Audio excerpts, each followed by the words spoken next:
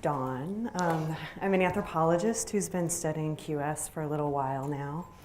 And one of the things that happened in doing that is it changed my assumptions and my stereotypes about what working with data is really like.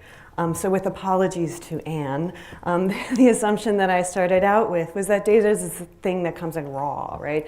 And then some cleaning happens, some filtering happens, and out pops a visualization. And that visualization is really where the meaning part lives. Now, one of the things I notice is that that's also not just my naivete, right? That middle part is left vague because we don't often talk about it. And we also don't talk about what happens when people who have really important stories to tell with data also don't have the necessary skills to tell it, right? Our stories are shaped by our skills. Some of us are really good visualizers, some of us are great at math. Those aren't the same thing. So I became interested more specifically in how people put together show and tell talks, right? Well, what that data cooking process really was, if you'll go with me on that. And I found that that's actually where a lot of insight happens, right? It's a process where we wallow in the data a bit, we kind of, sit with the mess. And we make judgments about what is and isn't important about that data, right? So it's in that work, I think, of transforming the raw data into something cooked, where the interesting stuff really happens. And it's also where our skills are at our most diverse, right? It's where the skills and the training really matters. So this raised the next research question for me, which is, if data cooking really is about judgment and reflection, then what will make it possible for more people to reflect in a QS kind of a way, right? Or to kind of use the QS ethos. Now that's an ethnographic question, but it's also a design question, and it's also a technical question. All three at once. And one you can't answer in theory, right? You have to learn by doing. And in our case, it's learning by building. So I put together this team, some of whom may be regretting this.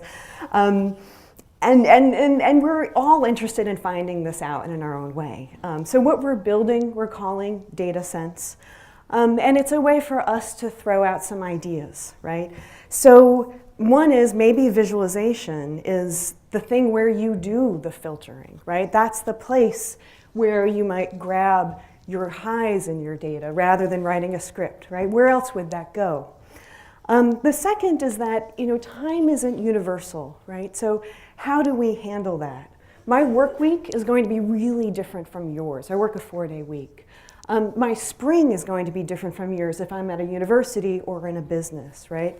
So how do we make it possible to cluster data in ways that actually takes that seriously? Finally, we're asking what would make it possible to sort of eyeball really complex data.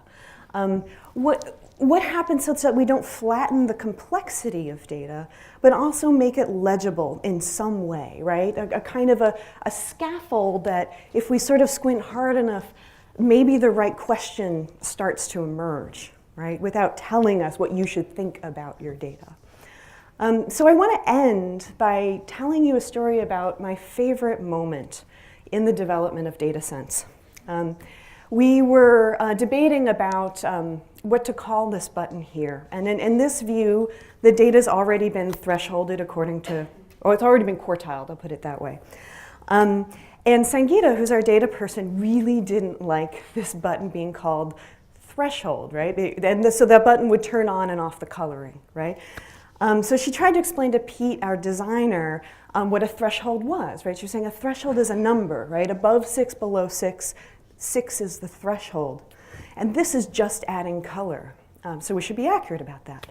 And Pete objected, what on earth are you talking about, right? He's a designer, right? He said, what are you talking about? The color is the threshold. Otherwise, your eye's scanning around and you've got nothing. You've got nothing to cross over. You have no threshold, right? And so I loved this moment. I really loved it because they're both right, and yet they see data in such profoundly different ways. So I'm not going to claim that data sense is going to be the tool that everybody uses. But I will say that if it does mean that more people can have that kind of a conversation, we will have learned something.